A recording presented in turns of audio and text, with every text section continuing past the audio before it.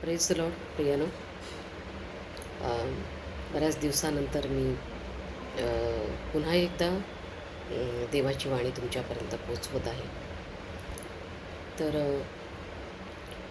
तुम्ही मी तुम्हाला धन्यवाद देते यासाठी की तो संदेश देवाने तुमच्यापर्यंत पोचवला होता. तो तुम्ही ऐकला आणि चांगला प्रतिसाद दिला, यासाठी मी तुमचे आभार मानते आणि धन्यवाद देते देवाचे देखील की त्याने मला या माध्यमाचा उपयोग करून देवाची वाणी तुमच्यापर्यंत आणण्यासाठी सहाय्य केलं.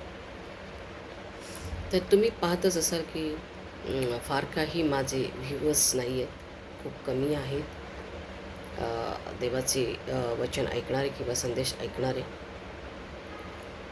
तर माझा उद्देश काही व्हिडिओ बनवण्यामागे किंवा हा संदेश यूट्यूबद्वारे पोचवण्यामागे हा उद्देश नाही की प्रसिद्ध होणं किंवा फार काही मोठे फॉलोअर्स वाढवणं किंवा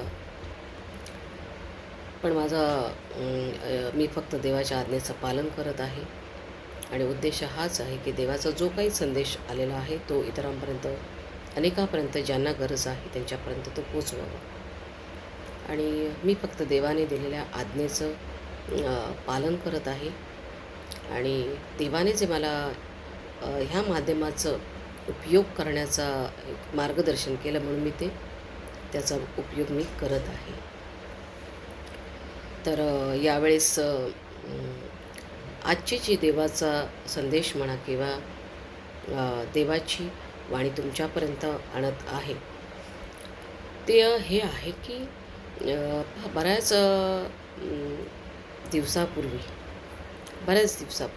जरी मी हा व्हिडिओ आता बनवत आहे तरी देवाने ह्या वचनाद्वारे माझी भेट अगोदरच घेतली होती आणि आज मी तुमच्यापर्यंत ते आणत आहे.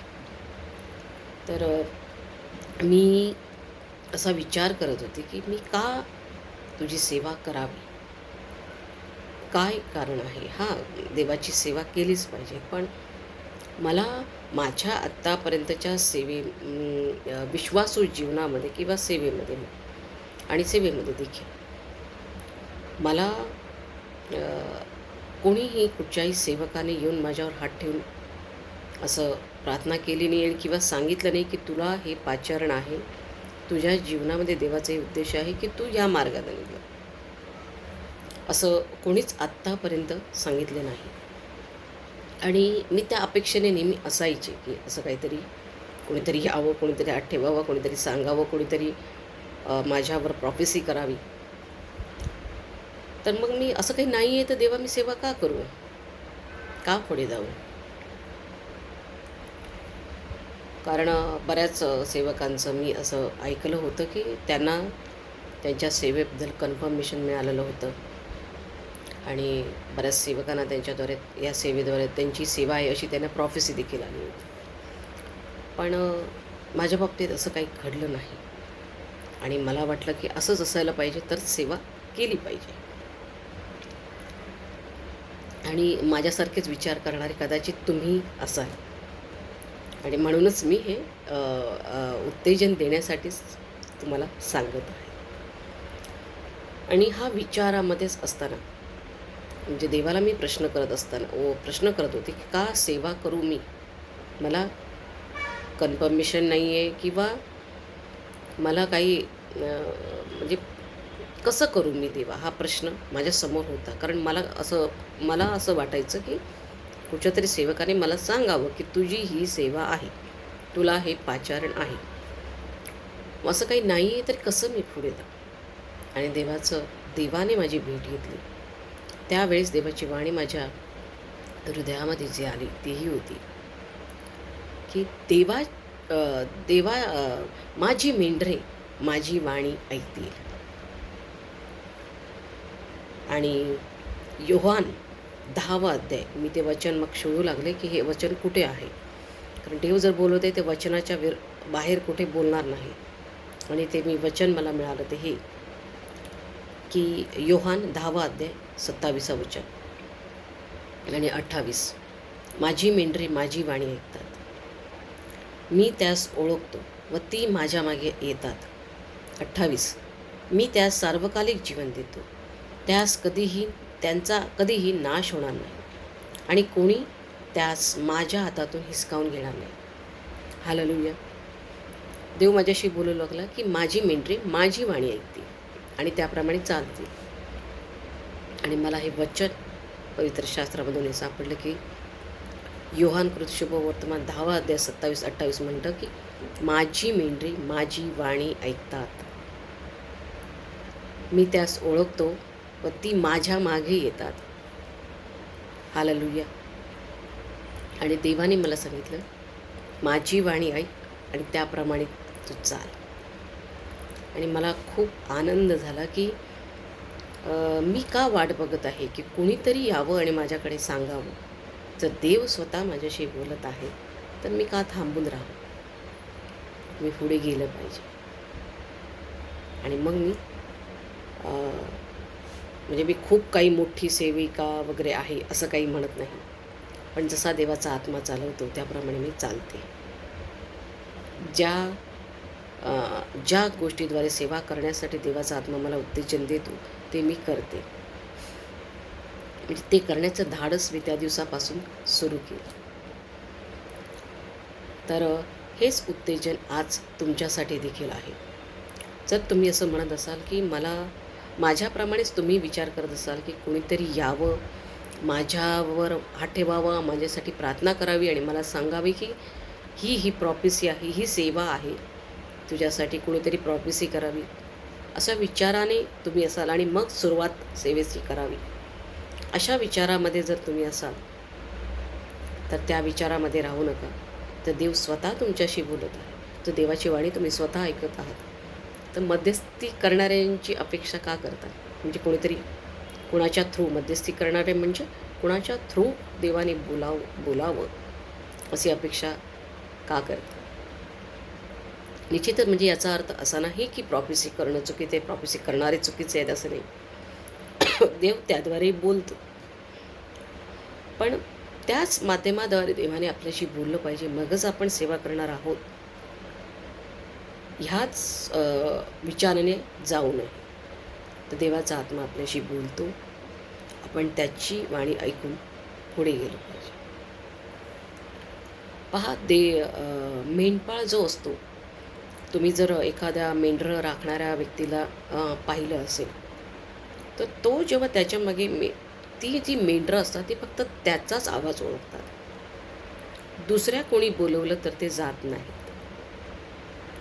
कधीही वाणी ते एखादी झोपेतनी ते झोपलेले असले आणि जरी त्यांच्या मेंढपाळाने त्यांना आवाज दिला तरी ते ऐकतात आणि पुढे जातात, उठून उभे राहतात. तर त्याचप्रमाणे प्रियानो, आपला जो खरा मेंढपाळ आहे प्रभू येशू, त्याची वाणी आपण ऐकली पाहिजे आणि त्याच्या मागे आपण गेलं पाहिजे. म्हणजे तो जे सांगतो त्याप्रमाणे आपण केलं पाहिजे. अर्थात त्याची वाणी ऐकण्यासाठी तुम्ही तत्पर असले पाहिजे. तुम्हाला समजलं पाहिजे की देव कसा बोलतो. देव वचनाद्वारे बोलतो, देव स्वप्नाद्वारे बोलतो आणि देव डायरेक्टही बोलतो. तर हे उत्तेजन आहे तुमच्यासाठी की थांबून राहू नका. देवाचा आत्मा काही करण्यासाठी, कुठच्याही गोष्टीद्वारे तुम्हाला सेवा करण्यासाठी, कोणाला मदत करण्यासाठी सांगत असेल तर करा. कोणाला काही देण्यासाठी सांगत असेल तर तेही करा. कोणासाठी प्रार्थना करण्यासाठी सांगत असेल तर तेही करा. हा प्रत्येक भाग जो आहे तो सेवेचाच भाग आहे. मग ह्या गोष्टीने स्वतःला अडखळून करून घेऊ नका की कोणीही माझ्याकडे येऊन सांगितलं नाही, कुठच्याही सेवकाने माझ्यासाठी प्रार्थना केली नाही किंवा माझ्यावर हात ठेवून प्रार्थना करून मला माझं पाचारण काय हे सांगितलेलं नाही. देवाचा आत्मा जर तुम्हाला उत्तेजन देत आहे कुठची गोष्ट त्याच्यासाठी करण्यासाठी तर ते करा. तर हे तुमच्यासाठी आज उत्तेजन आहे. देवाने मला त्याद्वारे ह्या वचनाद्वारे चालवलं की माझी मेंढरे माझी वाणी ऐकतात. तर जर का तुम्ही त्याची मेंढरं आहात तर त्याची वाणी ऐका आणि त्याप्रमाणे पुढे जा. हालेलुया. प्रियानो, पहा, देवाची वाणी जी आहे ती सांत्वन देते. देवाची वाणी जी आहे ती उत्तेजन देते. देवाची वाणी जरी परिस्थिती बदलत नसली तर त्या परिस्थितीमध्ये कसं उभं राहावं, त्या परिस्थितीचा सामना कसा करावा हे शिकवते. आणि देवाची वाणी जी आहे ती बल देते, ताकद देते, धीर देते. आणि देवाची वाणी मागे खेचत नाही. देवाची वाणी पुढे जाण्यासाठी उत्तेजन देते. तर देवाची वाणी ऐका आणि पुढे जा. हालेलुया.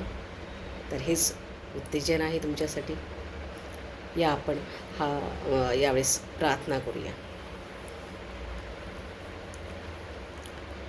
हालेलुया. परमेश्वर पित्या, धन्यवाद देते या माध्यमाचा उपयोग करून तू इतरांपर्यंत संदेश पोचवण्यासाठी, तुझी वाणी पोचवण्यासाठी तू सहाय्य केलंस, यासाठी तुझे आभार मानते.